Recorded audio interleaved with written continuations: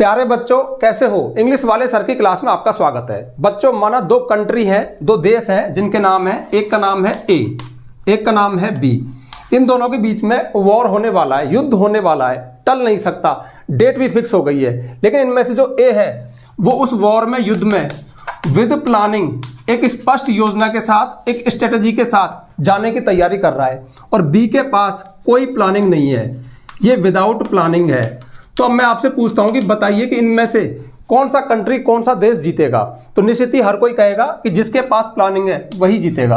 बच्चों, उसी तरह से ये एग्जाम भी एक वार है, एक युद्ध है। अगर आपके पास इस एग्जाम में जाने के लिए एक स्पष्ट रणनीति है, स्पष्ट योजना है, एक स्ट्रेटजी है, तो निश्चित ही आप जीतोगे। लेकिन यदि आप अभी तक एक विदाउट प्लानिंग के हो तो नहीं जीत सकते। जीतने का मतलब है पास तो हो जाओगे, बट उससे कुछ नहीं होने वाला, क्योंकि आज कंपटीशन का जमाना है और एवरेज मार्क्स वालों को कोई नहीं पूछता। देखिए, एक बात हमेशा ध्यान रखना, पूरी साल जो आप चले थे ना, वो एक मैराथन दौड़ थी। मैराथन समझते ना, धीमी धीमी गति से चलने वाली दौड़ होती है। लेकिन अब मैराथन का वक्त नहीं है, अब एग्जाम नजदीक है, आपको फास्ट चलना होगा, और फास्ट के साथ आपको एक स्पष्ट रणनीति बनानी होगी। ध्यान रखना, जिन्होंने एक स्ट्रेटजी बना ली, जिनके पास एक स्पष्ट कार्य योजना है, वो निश्चित ही अच्छा क्रैक करेंगे, अच्छी धूम मचाएंगे, अच्छे मार्क्स लाएंगे। तो आज के वीडियो में मैं आपको कुछ शानदार टिप्स देने वाला हूं।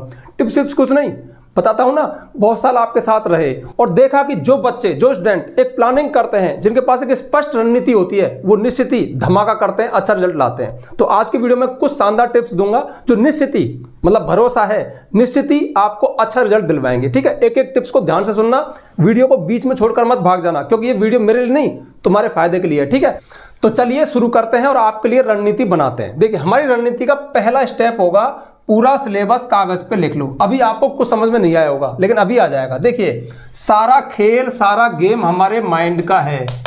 जब तक इस एग्जाम रूपी युद्ध की कमान हमारे हाथ में है, हम ये युद्ध नहीं जीत सकते। क्योंकि हम क्या है, ये हमें अच्छे से पता है। हम आलसी हैं, हम निकम्मे हैं, हम काम को टालने वाले हैं। लेकिन यदि हमने इसकी कमान हमारे माइंड को सौंप दी, इस माइंड को दे दी ना, तो ये माइंड ये युद्ध को जीत सकता है। लेकिन हमारे दिमाग में कमी है, ये कभी भी अस्पष्ट आदेशों को नहीं समझता।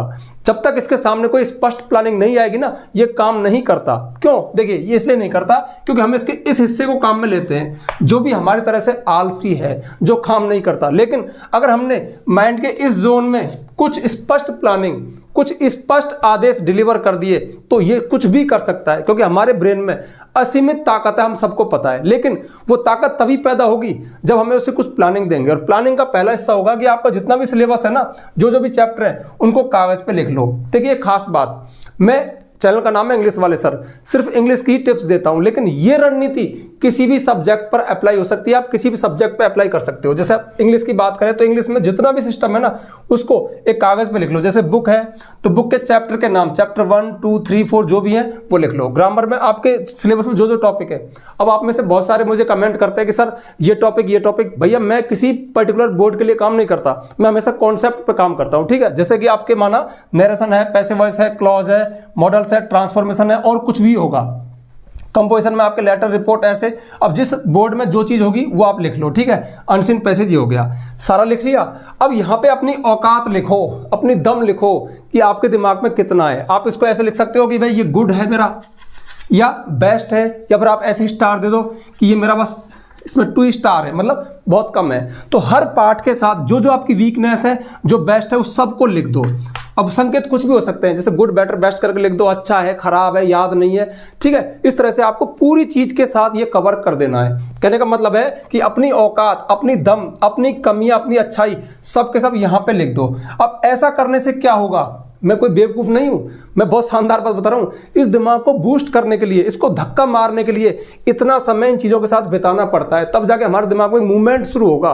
वो सोचेगा। अच्छा, देखिए यहां तक तो प्लानिंग मैं आपसे करवा रहा हूं, लेकिन अपने माइंड पे भरोसा करो। इतनी प्लानिंग अगर आपने इस माइंड को करके दे दी ना, तो आगे की प्लानिंग ये खुद कर लेगा। मैं कह रहा हूं, हमारा दिमाग जबरदस्त सॉफ्टवेयर है, ये पूरा कैलकुलेट कर लेगा, सब कुछ बता देगा आपको। यार तू इसको पढ़, इसको ऐसे पढ़, ये तेरा कम है, इसको ज्यादा पढ़। तो कहने का मतलब है, फर्स्ट स्टेप आपको ये उठाना है, मेरे कहने से यार कर लेना। ठीक है ना, मैं इसको ऐसे ही नहीं बता रहा आपको, ये सारी चीजें प्रयोग की हुई है। कहने का मतलब है, जब तक हमारे दिमाग में एक एक मैसेज, एक एक वीकनेस हमारी नहीं जाएगी ना, वो काम नहीं करेगा। जब तक आप बस ऐसे देख रहे हो यार पेपर है पढ़ना है, कुछ नहीं करेगा। एक एक चीज को लिख दो कि मैंने स्टोरी जो है ना मेरी, अभी मैंने बस एक ही बना के देखी है और 4 और देख, अब 4 और देखनी चाहिए ना, इस बात को ये बताएगा क्योंकि इसमें दम है। इसको पता है कि आगे क्या करना है। जैसे अब अनसेन पैसेज की बात करें, ये मैंने खाली छोड़ रखा है, हम इसको काम नहीं करते। बट एक बात बताऊं, चीजें रिटर्न होती हैं, आपकी मेहनत कभी बेकार नहीं जाती। अनसेन पैसेज भी 2-4 आप सॉल्व करके देख लेना, निश्चित ही वहां पे आपको कुछ एक्स्ट्रा गेन होगा, बजाय उस बच्चे के जिसने सिर्फ परीक्षा पे छोड़ा हुआ है कि जाऊंगा और आंसर निकाल दूंगा।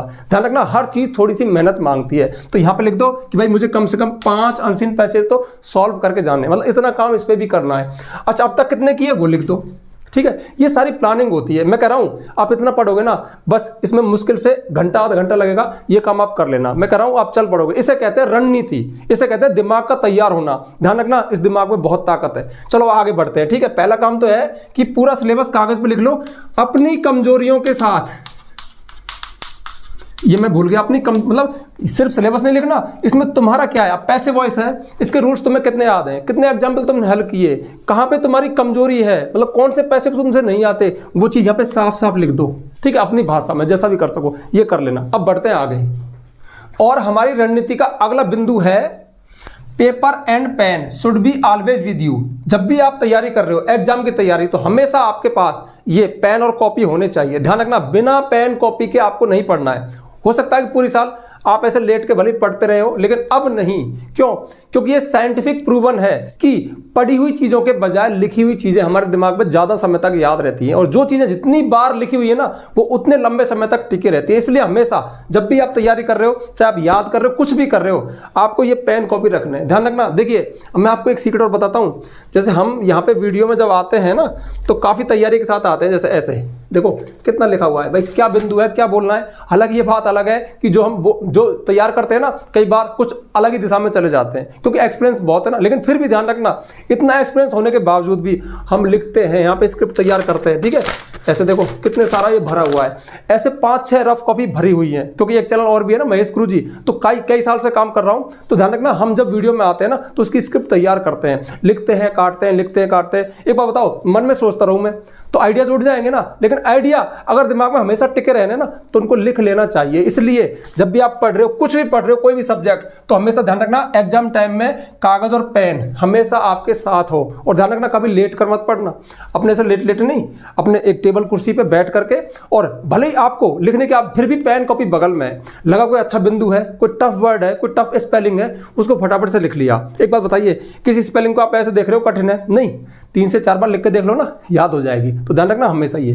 तीसरी बात है, ये इसके साथ ही जुड़ा हुआ है, make notes in your own language. अपनी भाषा में, खुद की भाषा में नोट्स तैयार करना सीखो। देखिए यहाँ पे अब एक बात, काम की बात ही, देखो मैंने भी नोट कर लिया। कैसे? सबके भीतर एक लैंग्वेज है, बाहर निकालनी पड़ती है। ये आइडिया आया था मेरे दिमाग में, फिर मैं भूल जाता, इसलिए मैंने नोट ही कर लिया यहाँ पे। तो देखिए लैंग्वेज क्या होती है। अब जो हमारी बुक्स हैं, जो हमारे टीचर हैं, गाइड है, कहीं भी है, उन्होंने एक परफेक्ट लैंग्वेज तैयार की है, वो उनकी लैंग्वेज है, लेकिन हमारी नहीं है। तो ध्यान रखना, जब तक एग्जामिनर को हम हमारी कुछ ऐसी लैंग्वेज, यूनिक लैंग्वेज नहीं दिखाएंगे ना, वो हमसे अफेक्टेड नहीं होगा। रटी हुई चीजें साफ पता लग जाती है कि यार रट के लाया है, ठीक है, ये बुक की लैंग्वेज है, ये गाइड की है। लेकिन अगर कहीं तुम्हारी लैंग्वेज उसको दिख गई, अब आप कहोगे सर हमारी लैंग्वेज तो है ही नहीं, हम तो लिख ही नहीं सकते, इतना अच्छा नहीं लिख सकते। बट इसीलिए तो मैंने लिखा है यहाँ पे कि सबके भीतर एक खुद की अच्छी लैंग्वेज होती है, यानी किसी आंसर को हम अपनी लैंग्वेज में लिख सकते हैं, लेकिन वो बाहर निकालनी पड़ती है। वो बाहर कब निकलती है? मानो उसके लिए रिक्वायरमेंट है कि आपको ऐसी एक रफ कॉपी भरनी है, 2 रफ कॉपी भरनी है, तब जाके आपकी लैंग्वेज बनने लग जाती है, उससे पहले नहीं बनती। तो फिर क्या करें? उसके लिए थोड़ा प्रयास करें, शुरुआत करें। जैसे देखिए, ये टीचर का आंसर है, ये गाइड का है, ये बुक का है, ठीक है। अब अपना भी एक आंसर, मतलब जो तथ्य है उत्तर के, वो तो सब में रहेंगे, वो आपके, लेकिन आपकी अलग लैंग्वेज होगी। अब आप कहोगे सर हमें तो आते नहीं, लेकिन आप प्रयास तो करके देखो यार। मैं नहीं कहता कि सारे के सारे आंसर आप अपनी लैंग्वेज में लिखो, क्योंकि आपने पूरी साल तो किया नहीं, और एक दिन में आप ऐसे महारथी बनोगे नहीं। तो कम से कम कुछ एक आंसर, मतलब 20 आंसर है, उनमें से 5 में 4 में भी आपने अपनी लैंग्वेज दिखाई है, तो टीचर को भरोसा हो जाएगा कि हाँ बच्चे ने तैयारी की है। ध्यान रखना, टीचर को विश्वास आपकी लैंग्वेज पे ही होता है। तैयारी साफ दिखती है यार, छुपती नहीं है, ठीक है। तुम जितना करते हो ना उतना ही पाते हो। तो कहने का मतलब है कि थोड़े से नोट्स तैयार किया करो कि भाई इस आंसर को मैं अपनी लैंग्वेज में कैसे दूंगा, ठीक है। हाँ, इस साल तो चलो एग्जाम आ गए, तो अगले साल के लिए ये चीज मिल गई कि पूरी साल अगर आप सभी आंसर्स के नोट अपनी भाषा में तैयार करो ना, तो बहुत अच्छा है। लेकिन ध्यान रखना, वो वो बेटर उतनी होनी चाहिए जितना कि बुक का है या टीचर का है या कहीं से और है। अब वो रिक्वायरमेंट के लिए क्या है, माना कि 1 2 3 रफ भरनी पड़ेंगी, बहुत सारे आंसर के साथ ऐसा करना पड़ेगा, तब वो चीज ऑटोमेटिक आ जाती है। बट इस पूरे जो दूसरा तीसरा बिंदु है इनका अगर निष्कर्ष दूं ना, तो ध्यान रखना परीक्षा की तैयारी आपको लिख करके ही करनी है। दोबारा बोलूं, लिख करके ही करनी है। रिजल्ट में साफ अंतर आ जाएगा, बहुत फर्क पड़ता है, बहुत फर्क पड़ता है। ठीक है, तो ये दूसरा और तीसरा बिंदु हो गया। अब बढ़ते आगे, और अगला बिंदु है, अगली रणनीति है, बहुत देर तक एक साथ ना पढ़े, बीच बीच में ब्रेक लें। इसका मतलब क्या है, इसका मतलब है जैसे माना कोई आपने एक चैप्टर तैयार कर रहे हो, चैप्टर तैयार हो गया, खड़े हो जाइए, 5 मिनट के लिए इधर उधर टहल लीजिए, गहरी सांस ले लीजिए, फिर दोबारा से अगला चैप्टर, अगला टॉपिक स्टार्ट कीजिए। इससे क्या होगा, इससे आप अधिक देर तक पढ़ सकते हो। लेकिन आप लगातार एक ही सिटिंग में बहुत सारी चीजें कवर करते हो तो वो कम याद होती है, प्लस आप जल्दी ऊब जाते हो, मतलब जल्दी थक जाते हो। लेकिन बीच बीच में ब्रेक लेते हो ना, तो काफी समय तक काफी चीजों को कवर कर सकते हो, मतलब बहुत घंटे पढ़ सकते हो, कहने का मतलब है। इसलिए एक ही सिटिंग में ना बैठे रहें। जैसे कोई चीज कवर हो गई, ठीक है, थोड़ा सा फ्रेश हुए, तो वो चीज क्या दिमाग में, मेमोरी में भी चली जाती है, याद भी हो जाती है। इसलिए एक साथ लंबा ना पढ़े, बीच बीच में 5-5 मिनट का, 7-7 मिनट का गैप ले लें। उसके बाद नेक्स्ट है, ये सबसे इंपॉर्टेंट है, बार बार पूरी वीडियो का निष्कर्ष इसमें 2 ही बातों में, एक तो पेन, आपका पेन कितना चल रहा है, कितनी कॉपी भर रहे हो आप, कितना रफ काम कर रहे हो उसमें, और दूसरा आप कितना रिवाइज कर रहे हो चीजों को, चीजों के पास कितना बार बार जा रहे हो। ध्यान रखना, आपके अच्छे रिजल्ट का, अच्छे मार्क्स का बस यही मूल मंत्र है कि आप चीजों को कितनी बार रिवाइज कर रहे हो। मानव स्वभाव है, स्वभाव क्या, हमारे दिमाग की भी यार कैपेसिटी होती है, जब तक हम चीजों के पास बार बार नहीं जाते, बार बार नहीं जाते, वो दुरुस्त नहीं होती। एक बार में आपने अच्छे से कोई आंसर याद कर लिया तो आपको भ्रम हो सकता है कि हाँ मुझे याद है, और उस समय वास्तव में याद भी है, लेकिन अगर वो रिवाइज किया हुआ नहीं है तो बाद में उड़ सकता है। इसलिए भले ही आपने चीजों को कितना भी याद किया है ना, बार बार उनके पास जाना पड़ेगा, मिल के आना पड़ेगा कि भैया जीवित है या नहीं है, मतलब दुरुस्त है या नहीं है। तो ध्यान रखना, जब तक आप पूरी साल में 5 से 6 बार रिवीजन नहीं दे देते हो ना, तब तक मजा नहीं है। कहने का मतलब है फिर खोने का डर है। देखिए जैसे हम एग्जाम हॉल में जाते हैं ना, यार या तो सब कुछ करके आया हूं कई बार, लेकिन उड़ नहीं जाए। ध्यान रखना, वहां पे उड़ता किसका है, जिसने 1 या 2 बार किया है, उसका उड़ने की यानी भूलने की संभावना है। लेकिन जिसने 5 से 6 बार रिवाइज किया है ना, उसका टिके रहने की पूरी संभावना क्या, टिका रहता है। इसलिए चीजों के पास, अब देखिए ये गोला क्या बनाया मैंने, इसको देखो। जो हमारा पहला रिवीजन होता है ना, वो क्लास में होता है, पढ़ाई होती है, वो मैराथन दौड़ होती है धीमी गति से, ठीक है, बहुत समय लेता है। उसके बाद फिर जैसे जैसे एग्जाम नजदीक आते हैं ना, तो इसमें शॉर्ट टाइम लगता है, यानी इन सारी चीजों को हम इस छोटे गोले से कवर करते हैं, मतलब कम समय में। और फिर ये, और मैं कह रहा हूँ लास्ट का जो रिवीजन है ना, वो तो 10 मिनट में हो जाता है यार। क्यों? अब वो 10 मिनट में उसी का होगा जिसने पहले इतने सारे रिवीजन किए होंगे। इसलिए रिवीजन ही अच्छे रिजल्ट का मूल मंत्र है, इस बात को कभी मत भूलना। और ध्यान रखना, लास्ट के जो 2-3 रिवीजन है ना, वो आपके लिख करके, मतलब पेन के साथ हो, लिख करके हो, तो बहुत मजा है। बहुत मजा क्या, सबसे अच्छी बात वही है। देखिए लिख कर पढ़ने से क्या फायदे हैं, एग्जाम में लिखना है, एग्जाम में सोचना नहीं है और देखना भी नहीं है, लिखना है, तो लिखने की प्रैक्टिस हो जाती है, हैंड राइटिंग सुधर जाती है, ये पता लग जाता है कि हमारी लिखने की कितनी कैपेसिटी है, मतलब अगर हम इस गति से लिखेंगे तो पेपर कितना रह जाएगा। तो हाँ, एक खास बात, 2-4 मॉडल पेपर को सॉल्व भी करके देख लिया करो घड़ी लगा के।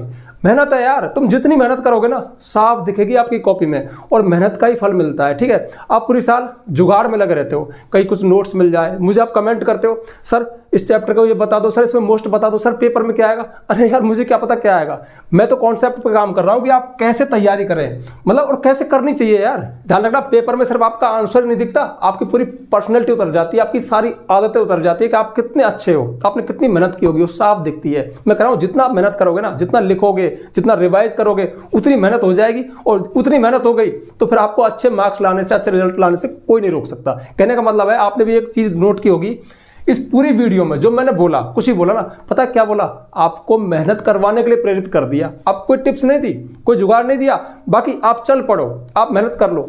और मेहनत करने से मर जाओगे क्या यार? कोई नहीं मरता। मेहनत करने से हम और परिपक्व होते हैं, और मजबूत होते हैं, और मैच्योर होते हैं। और ध्यान रखना, ये तो आपका चलो बोर्ड क्लास का है, 10th है, 12th है, कोई भी क्लास है, कोई भी सब्जेक्ट है, लेकिन इन्हीं बातों को, इन्हीं टिप्स को आप किसी भी कॉम्पिटिटिव एग्जाम के लिए भी फॉलो करो तो भी वही बात है। कहने का मतलब है, पढ़ने का सफलता का एक ही मूल मंत्र है कि आप कितनी मेहनत करते हो, आप कितना रगड़े हो, आपने कितने घंटे पढ़ाई की है, और पढ़ाई में आपका मन लगा नहीं लगा। अच्छा देखो, मन की बात, खास बात बताऊं, सच बताऊं क्या, ये सीक्रेट है, किसी से कहना मत, पढ़ने में किसी का मन नहीं लगता। मतलब हमारे इस माइंड का तो मन जो बताया था ना, जो निकम्मा है, जो आलसी है, जो बहानेबाज है, उसका तो मन लगता ही नहीं, क्योंकि हम दिन भर उसी के साथ रहते हैं। लेकिन हमारे दिमाग में ही एक हिस्सा हो रहा है जिसका मन लग जाता है, लेकिन उसको प्लानिंग चाहिए, वो बहुत शार्प है।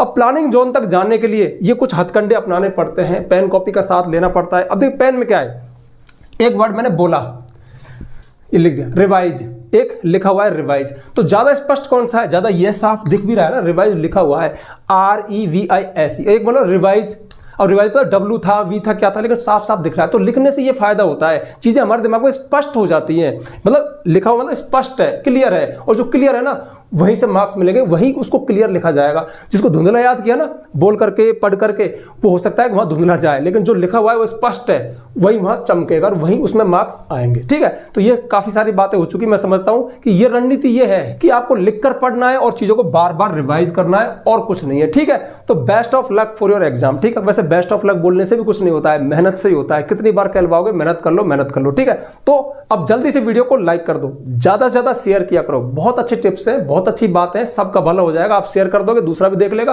उसको भी बेनिफिट मिल जाएगा। और यदि आप चैनल पे नए आए हो, चैनल को सब्सक्राइब कर लेना, बेल आइकन प्रेस कर देना, ताकि आपको आने वाले वीडियोस के नोटिफिकेशन मिल जाए। आज के लिए बस इतना ही, मिलते हैं नेक्स्ट वीडियो में नेक्स्ट टॉपिक के साथ। तब तक के लिए बाय।